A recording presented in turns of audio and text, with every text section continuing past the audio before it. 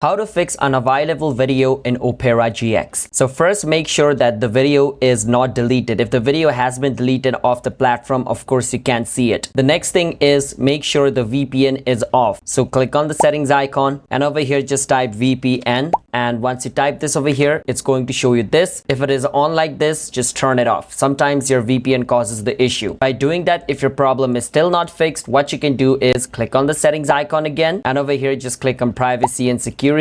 Click on delete browsing data. Once you click on that, it's going to delete your browsing data. So over here, I'm going to choose of all time, click on delete data. If you don't want your history to be deleted, you can uncheck this and it's only going to clear cookies and cache. Once you do this, your problem should be fixed. If it's still not fixed, what you can do is just reset the settings of Opera. For that, type OPERA:/UPDATE